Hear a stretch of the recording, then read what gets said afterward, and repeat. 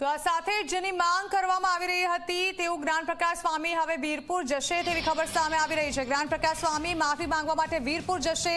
ઝી 24 કલાક પર અમરોલીના સ્વામી આ અંગે નિવેદન આપ્યું છે। અમરોલીના એક સ્વામીએ નિવેદન આપતા જણાવ્યું કે જ્ઞાનપ્રકાશ સ્વામી માફી માંગવા વીરપુર જશે। રઘુવંશી સમાજ સામે તેઓ માફી માંગશે। સ્વામીજી આમાં ભૂલ સ્વીકારેલી છે ગત રોજ, તો તેઓ ત્યાં જશે। એ લોકોની ખાલી એટલી જ માંગ છે કે અહીં આવીને માફી માંગી લે। માફી માંગી લઈશ બરાબર। તો આ હતા સ્વામીજી, તેઓએ સ્વીકાર્યું છે કે જ્ઞાનપ્રકાશ સ્વામી તેઓ વીરપુર જશે અને તેઓ દ્વારા જે માફી છે તે માફી પણ તેમના દ્વારા માંગવામાં આવશે। સ્વામીજી આમાં ભૂલ સ્વીકારેલી છે ગત રોજ, તો તેઓ ત્યાં જશે। એ લોકોની ખાલી એટલી જ માંગ છે કે અહીં આવીને માફી માંગી લે।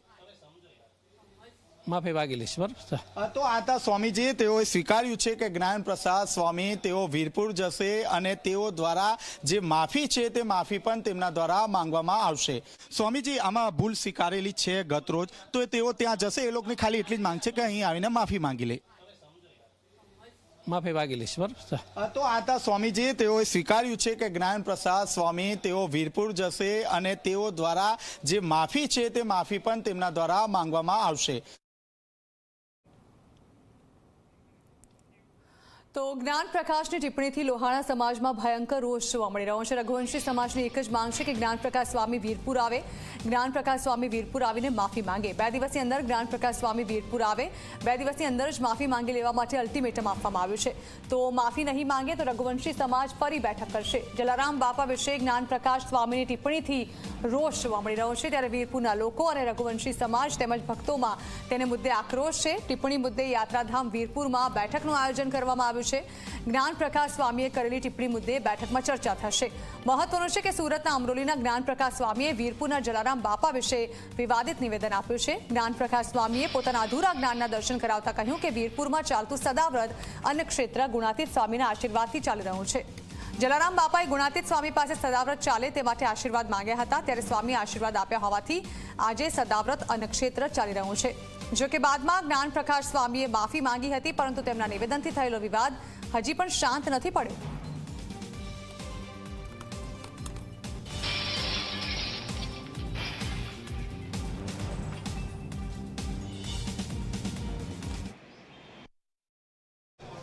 સંત શિરોમણી જલારામ બાપા ઉપર જે રીતના જ્ઞાનપ્રકાશ સ્વામી બફાટ છે તે કર્યો છે અને આ ટિપ્પણીને લઈ અને બારોબાર રોષ છે તે અત્યારે જોવા મળી રહ્યો છે। જલારામ બાપાની જે જગ્યા છે કે ત્યાં આસપાસની જે તમામ જે દુકાનો છે, આખી બજાર છે તે બંધ છે તે કરી દેવામાં આવી છે અને સજ્જડ 2 દિવસ તમામ દુકાનો છે તે બંધ રાખવાની જાહેરાત છે તે કરવામાં આવી છે। મારી સાથે રમેશભાઈ ગઢિયા છે, તેમની સાથે વાત કરીશું। શું કહેશો, જે રીતના દુકાનો બંધ કરવાનો નિર્ણય કરવામાં આવ્યો છે, 2 દિવસ શું અલ્ટિમેટમ આપવામાં આવ્યું છે, કઈ રીતનું આંદોલન ચલાવવામાં આવશે? વીરપુરના 18 વરણ દરેક સમાજના આગેવાનોની એક મીટિંગ ગ્રામ પંચાયત કચેરીના સ્થળે મળી હતી। આવતીકાલ રાત સુધી એટલે કે 2 દિવસ, આજે અને કાલે 2 દિવસમાં જ્ઞાનપ્રકાશ દાસજી વીરપુર જલારામ બાપાના ચરણોમાં આવી પોતાનું શીશ ઝુકાવી જાય એટલે આ વાત ઉપર પૂર્ણ વિરામ લાગી જાય એવી માગણી છે। આગળની રણનીતિ અને આગળના કાર્યક્રમો અમે પરમ દિવસે જાહેર કરીશું। શું આગામી સમયની અંદર કઈ રીતના વિરોધ કરવામાં આવશે? કારણ કે એક પુસ્તક છે તેમનું અત્યારે સામે આવ્યું છે, 2014નું આ પુસ્તક છે, આપને બતાવવાનો પ્રયાસ કરીશું। સદગુરુ ગાથા નામનું આ પુસ્તક છે। આ પુસ્તકની અંદર પણ જલારામ બાપા વિશે લખવામાં આવ્યું છે। શું માંગ રહેશે? એ પુસ્તકનો પુરાવો લઈ વીરપુર આવી જાય જેથી એ પુસ્તકના પ્રકાશક અને અન્યની તપાસ પણ થઈ શકે। જલારામ બાપાનો ઇતિહાસ લોકો જાણે છે। ભગવાન રામ એમના ઈષ્ટ હતા। સદગુરુદેવ અમરેલીના ફતેપુરમાં ભોજલરામ બાપાની પ્રેરણા અને પરમ કૃપાળુ પરમાત્મા રામના આશીર્વાદથી 205 વર્ષથી અહીં અવિરતપણે સદાવ્રત ચાલે છે। એ જલારામ બાપાના કરોડો ભક્તો જાણે છે। સદાવ્રત ચાલે છે 205 વર્ષથી, એ તમામ લોકો જાણે છે। આ જે સ્વામી છે એવું કહે છે કે દાલ બાટી બનાવવામાં આવી હતી, હકીકતમાં વર્ષોથી શું અહીંયા પ્રથા ચાલી રહી છે? અહીંયા દાળ ભાત શાક અને રોટલીનો મહાપ્રસાદ, સાંજે ખીચડી કઢી અને શાકનો પ્રસાદ એ વર્ષોથી આ દેવાય છે।